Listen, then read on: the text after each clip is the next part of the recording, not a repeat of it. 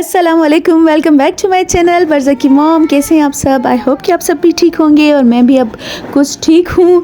और जी ठीक मैं किस लिए हुई हूँ, शायद टेस्ट की टेंशन की वजह से, क्योंकि अभी कल मेरा टेस्ट है और मैं बहुत हूँ परेशान। तबीयत भी अभी तक इतनी अच्छी संभली नहीं है, लेकिन फिर भी कोशिश कर रही हूँ कि मैं ख़ुद को थोड़ा मोटिवेट कर रही हूँ मेंटली तौर पर, ताकि मैं उन सारे ट्रॉमा को जो मैं अभी रिसेंटली उससे गुज़री हूँ उससे को हटा कर दिमाग से अपनी स्टडी पर थोड़ी तवज्जो दूँ।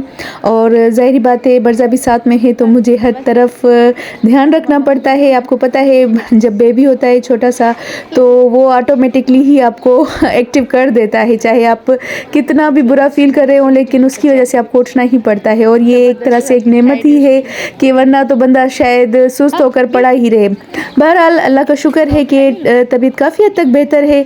बस ये है कि मेरे हाथ की जो स्वेलिंग है, दर्द है, वो ख़त्म नहीं हो रहा। वो भी इंशाल्लाह जल्दी ठीक हो जाएगा। आपको याद होगा कि लास्ट व्लॉग में मैंने आपको बताया था कि जब मैं हॉस्पिटल में एडमिट हो गई थी तो उन्होंने मेरी ड्रिप्स उतारने के बाद कनोला नहीं बिल्कुल निकाला था और उसके बाद मुझे बहुत दर्द महसूस हो रहा था। उस टाइम मैंने इग्नोर कर दिया था। मैंने कहा शायद अभी नया नया है इस वजह से दर्द महसूस हो रहा है, लेकिन वो वहाँ पर ख़राब हो गया था काफ़ी। उसकी पिन जो थी वो वहाँ पर मुझे काफ़ी चुभ रही थी, फिर मुश्किलों से उन्होंने निकाली। तो अब देखिए मेरे हाथ की कंडीशन क्या है। इस हालत में मैं ख़ुद भी परेशान हूँ कि मैं किस तरह से टेस्ट दे पाऊँगी, और घर के इतने सारे काम हैं वो भी करने होते हैं। ऑब्वियसली अकेली हूँ तो ये सारे काम तो मैं शेरा से करवा नहीं सकती आप खुद समझ सकते हैं, और वो भी बेचारा क्या करे।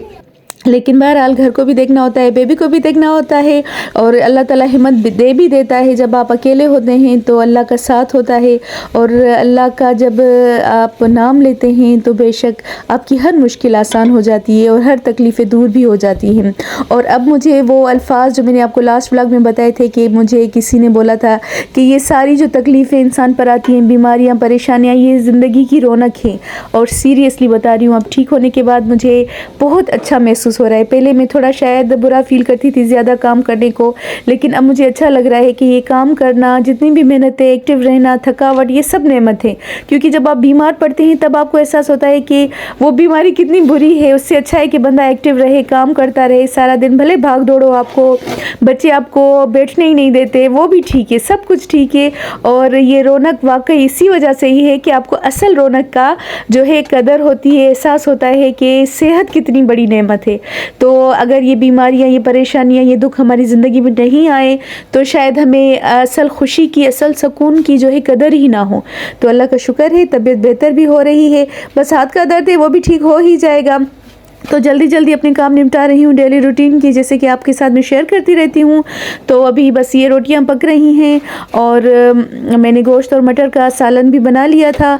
और जी बस उसके बाद हम लंच वगैरह करेंगे, ताकि मैं चाह रही थी कि बहुत जल्द अपने काम सारे निपटा कर फिर स्टडी को थोड़ी तवज्जो दूँ, क्योंकि कल मेरा टेस्ट है। जैसा कि मैंने आपको बताया था कि टेस्ट में एक दिन बच गया है और तबीयत संभली है, तो अभी मैं और ख़ुद को चाह रही हूँ कि एक्टिव करूँ और टेस्ट की अच्छी तरीके से तैयारी करूँ कि ये मेरी ज़िंदगी में बहुत इंपॉर्टेंस रखता है। हालांकि बहुत टफ़ है क्योंकि पेडागोजी होती है इसमें सारी, जैसे मैंने आपको अपने पिछले कुछ व्लॉग्स में बताती आई हूँ कि मैं कब से तैयारी कर रही हूँ, लेकिन अब बीमारी की वजह से मैंने बीच में बिल्कुल स्टॉप कर दिया था। ज़ाहिर बात है आपको सेहत इजाज़त देती है और मेंटली तौर पर आप बिल्कुल रिलैक्स फील करते हैं, तभी स्टडी आप कर सकते हैं। और अल्लाह का शुक्र है कि अब मैं कुछ बेहतर महसूस कर रही हूँ, तो इसलिए जल्दी जल्दी मैं अपने काम निपटा कर फिर से अपनी स्टडी में लग जाऊँगी। और जी मैं आपको दिखाती चलूँ कि मैं किस तरह से स्टडी करती हूँ। जी हाँ, बुक्स के थ्रू भी करती हूँ, और यहाँ पर कुछ मेरी जो है यूट्यूब के चैनल्स भी सब्सक्राइब किए हुए हैं जो कि पेडागोजी से रिलेटेड होते हैं। तो जो भी तैयारी कर रहा है HM की, हेड मिस्ट्रेस वगैरह की, तो वो भी कर सकते हैं इस तरह से। बहरहाल हर किसी का अपना वे होता है, और मेरी आदत है कि मैं उसको सबको अपने हाथ से भी लिखती जाती हूँ ताकि मुझे अच्छी तरीके से याद हो जाए। तो जी इसके साथ साथ कहते हैं ना कि दवा के साथ दुआ भी बहुत ज़रूरी है। तो पढ़ाई भी चल रही है और उसके अलावा जी दुआएं भी चल रही हैं, और दुआएं कौन कर रहा है वो भी मैं आपको दिखाऊंगी बिल्कुल ही। और लास्ट व्लॉग के लिए भी मैं आपको बताऊं कि मुझे किसी ने बोला कि शेरा क्या सीरियसली रो रहा था वहाँ वहाँ पर। तो मैं हमको बताऊँ, नहीं जी, वो थोड़ी बहुत ऐसे एक्टिंग करता है, उसको जब कैमरा नज़र आ जाए तो वो आउट ऑफ कंट्रोल हो जाता है। वो आपको मैं नेक्स्ट व्लॉग में भी दिखाऊंगी। बहुत ही मज़ा करने वाला है, बहुत ही इंजॉय करेंगे आप भी। और जी यहाँ पर मैं पढ़ रही थी, बाहर लाइट जैसे आपको पता है कि ज़्यादातर ऑफ हो जाती है, तो यहाँ मैंने देखा कि बरज़ा भी अपनी मस्तियों में पूरी है और ये माशाल्लाह से खुद ही आहिस्ता आहिस्ता खेल रही है डब्बे निकाल कर। तो वो अभी तो फ़िलहाल हैप्पी बर्थडे शायद सेलिब्रेट कर रही है अपनी। बस जी शाम हो गई थी, तो मैंने सोचा कि उसको थोड़ा चाय बिस्किट खिलाकर जो है उसको कहीं लेकर जाते हैं।